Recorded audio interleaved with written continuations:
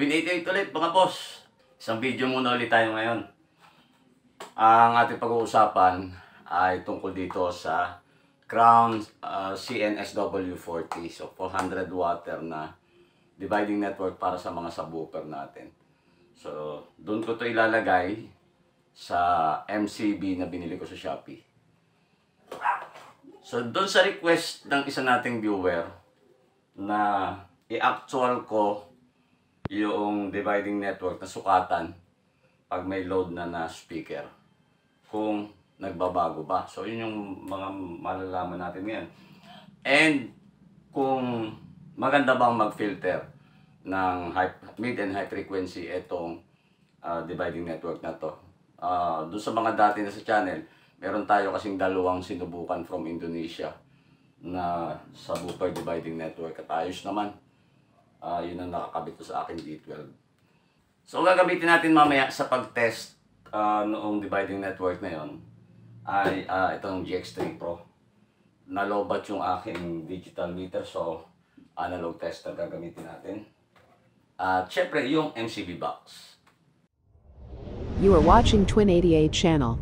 Don't forget to subscribe.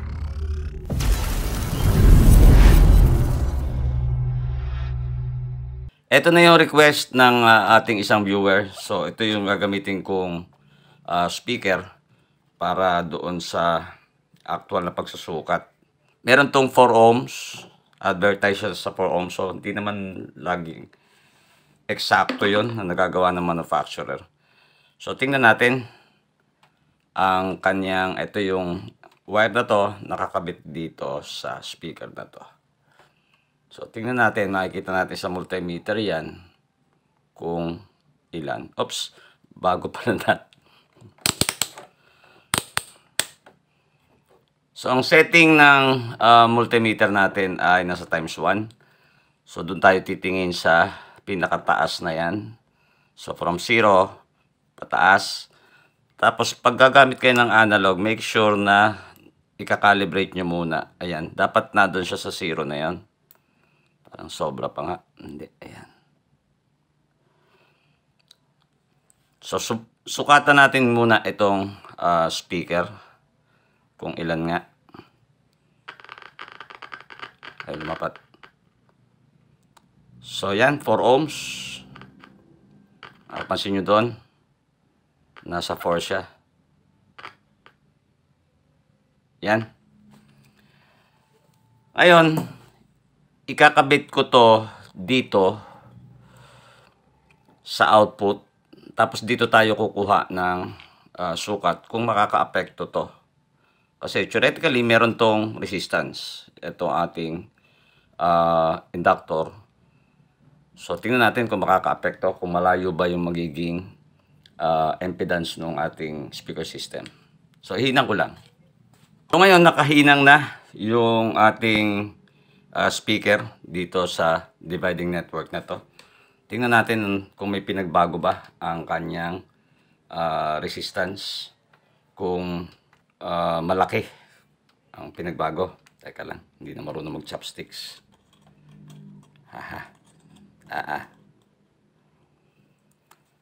Ay, hindi nalapat. At eto, nag-add siya mga boss ng 0.5 kasi naging 4.5 ohms. So kanina, straight 4 ohms. May difference pero parang baliwala na rin yun. 0.5 ohms.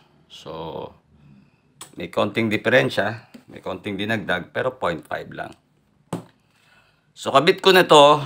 Testingin natin ito ngayon sa MCB. So, eto, ready na tayo. So, ganito na lang volume yung gagamitin natin. Ito yung settings ng tone controls. Balance to. Tapos yan. Naka 1 o'clock. Hindi muna natin siya ikakabit.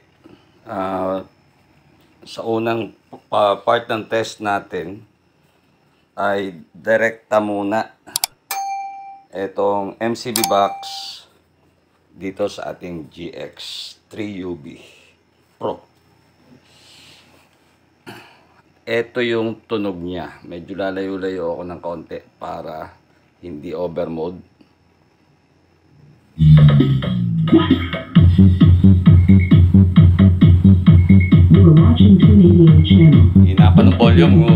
bayan ni aming kisame.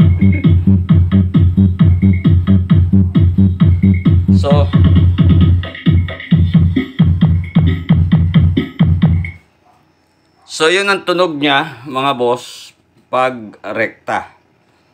So wala yung nakalagay sa loob, speaker lang.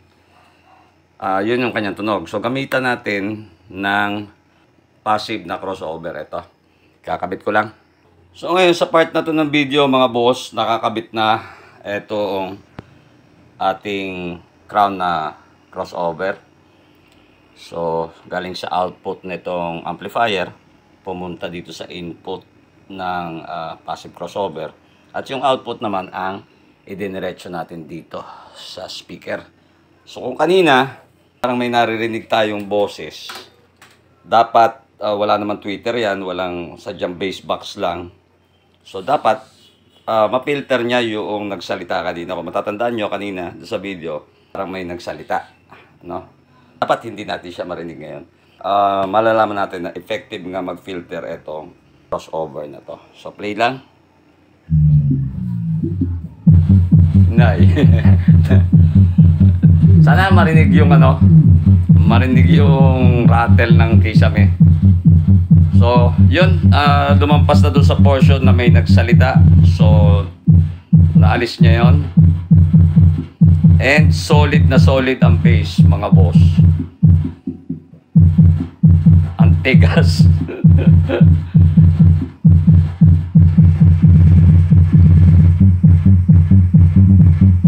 So success ulit. Rinig natin yung difference ng tunog noong nagkaroon na siya ng passive crossover. So meron din nagtanong sa akin kung pwede raw ba yung meron ka ng active crossover tapos gagamit pa nito ng ganito na passive crossover. Ang setup ko mga boss ay ganun. Doon sa D12 natin. Naka-crossover ako, naka-three-way crossover ako. Tapos yung bass, meron pa rin akong dinadaanan na ganyan. Para mas filtered out lang yung low frequency natin. So wala talaga nakakalusot na mid. Kung makapansin nyo kanina, may salita yan eh. So doon sa una nating test, medyo lumabas yun. Lumabas yung audio. Pero doon, nung lagyan na natin itong passive na crossover ay merong konting-konti yung pinakamalalim na siguro doon sa boses. So ang susubukan dyan sa susunod, medyo gamitin ko lang muna ng matagal-tagal ay kung kakayanin niya kasi ang load nito ay 800 watts at ang maximum power handling lang na rate na advertise sa kanya is hanggang 400. So abangan natin. Hintayin ko lang yung nagre-request ng sukat nito. Meron kasi humihingi ng sukat nito. So hintayin ko lang yung sumunod kong order. Yun na yung ating sukatan. Hanggang sa susunod mga boss.